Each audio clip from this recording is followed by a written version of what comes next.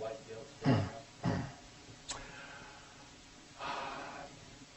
I think this notion of white guilt is a very interesting one, and I think a great many people do feel some sort of, or if they don't actually feel white guilt, they feel they should feel it. The fact is, in the United States, whites are essentially forbidden to say, yes, I like being white. I'm proud of my heritage. I like what Europe did. I like hanging around with white people. I mean, that is a way most whites generally feel. Not all of them, perhaps, but most whites feel that way, but they're not allowed to say so. They act on it in little subtle ways, but no. The entire apparatus of American society, really, is constructed in a way to try to make whites feel responsible for the failures of non-whites. Now, why it is that whites fall for this, so that's another matter, but it is a very important component of this. It's why the fact that, as I just described to you, everyone knows that there are preferences for applicants that are not white. Do whites ever riot about this? Do whites ever go on strike? Do they ever march and protest? No. They're cowed by this notion that they're the only group in the United States that's not allowed to express their interests as a group. Somehow that's bigotry. For blacks to say, what's in it for blacks? Or for Asians to say, what's in it for Asians? That's fine. But whites to say, wait a minute, that's really not fair to whites. You almost never hear that out of their mouths. So the question of where this sense of guilt comes from, now that's an interesting one I'm not sure I can give an answer to, but yes, it's a very substantial part of the way all of our institutions try to blame the failures of non-whites on whites. And so many whites are stupid enough to believe that they are responsible in some manner. I just add one more point. I don't know if you were aware that the state of Maryland and the state of Virginia have just expressed apologies for the fact of those states having countenanced the slave trade. Well, here's yet another example.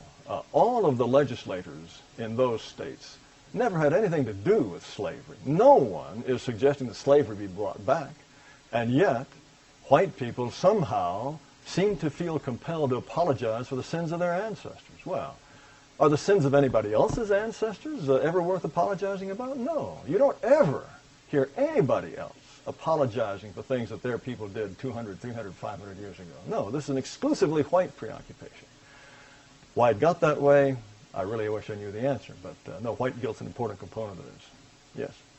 You asked the question, why is it that there are all these people groups at odds with each other, killing each other? Is it just a coincidence that those involved in these killings have been all their lives ingrained in one religion, in one philosophy, in one country, etc.?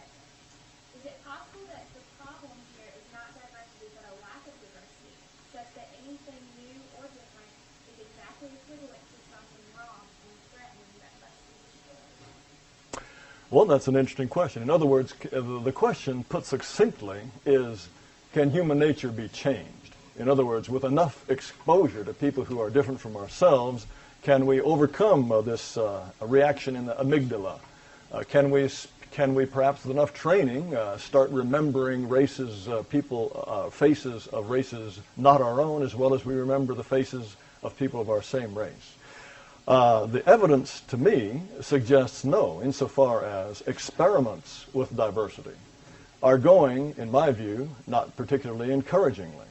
In Europe, for example, Europe now has a terrible problem.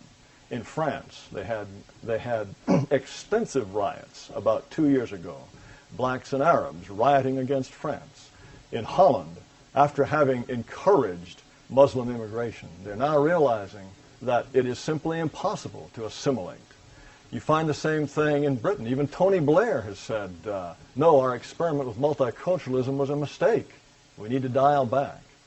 The question here is, maybe it is possible. Maybe in some happy future world, it might be possible for people to be trained to overcome their natural impulses. But why run the risk with your country if that can never be possible? Most countries in the world have no desire to attempt that experiment. Japan, for example, it's a wealthy, successful country. If they had an immigration policy like ours, they would have millions of Koreans, I'm sorry, not Koreans, they have Malays, they have Filipinos, Iraqis, Iranians coming to live in Japan and benefiting from the successful society that the Japanese have created. No, they don't want to run that risk. And my suspicion, given the record of human nature, given the history that we see, given the history of our own country, no, I don't think human nature can be changed. I think that, in fact, multiracialism and multiculturalism does not work as badly as it would ordinarily because of the extent to which whites have been denatured and covered with guilt. If whites behaved like every other racial group in this country, there wouldn't be affirmative action. Or if there were attempts to impose it, there would be rioting and demonstrations. It's because whites have essentially conceded. They don't fight about the way Mexicans want to celebrate Cinco de Mayo. They don't fight when a black invented holiday called Kwanzaa becomes celebrated by statements from the White House and celebrated with postage stamps. Just imagine the shoe on the other foot. No, if whites behaved as other racial groups do, none of this would work, even to the extent that it does today. And we have terrible problems as it is.